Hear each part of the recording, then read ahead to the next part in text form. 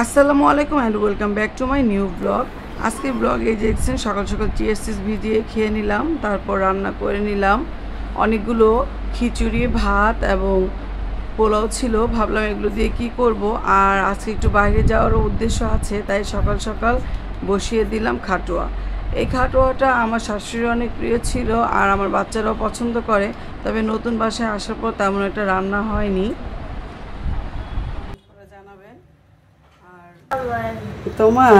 তোমার দাদুর অনেক পছন্দ ছিল, তোমার পাপার অনেক পছন্দ।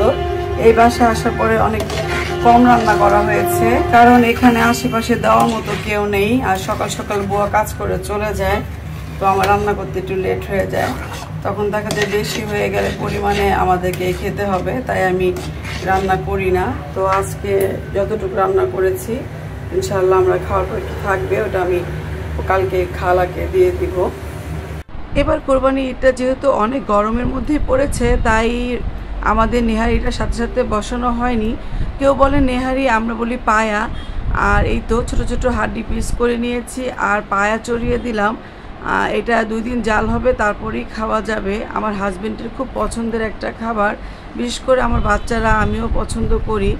কোরবানি ঈদ যাবে আর নেহারি কিংবা পায়া খাওয়া হবে না, তা তো আর হয় না, তাই রান্না করে নিচ্ছি। ভাবলাম যেহেতু আজকে কাজ একটু কম, তাহলে এটা চড়িয়ে দিই। আমরা এখন একটু বেড়াতে যাচ্ছি, ভালো লাগতেছিল না, হঠাৎ করে মনটা অনেক খারাপ লাগতেছে, ভাবলাম একটু বেড়ায় আসি, ভালো লাগবে। দুটো বাচ্চাদের এখন ক্লাস নাই।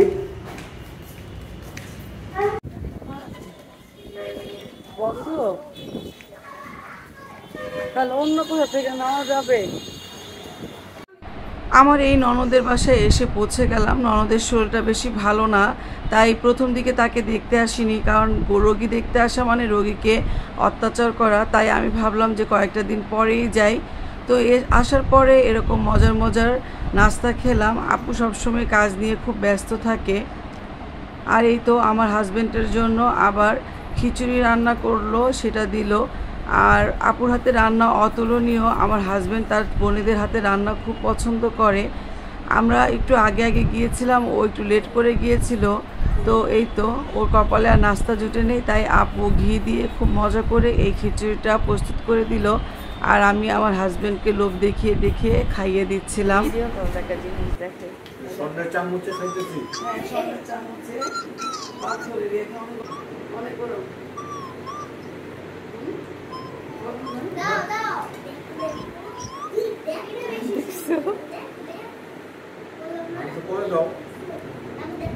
বেড়াতে যাওয়া মানে খাওয়া আর খাওয়া।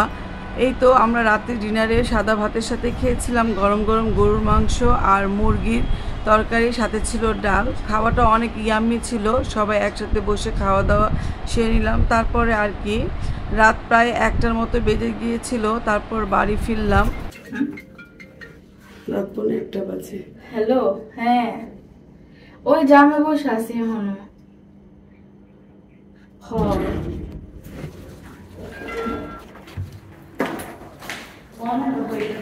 দুই মামে রিক্সা দিয়ে আসছি, তো আর রাস্তা অনেক জ্যাম ছিল, কিছু করার নাই। আমরা একটা রিক্সা চেঞ্জ করে আরেকটা রিক্সা নিয়ে আসছি। আলহামদুলিল্লাহ।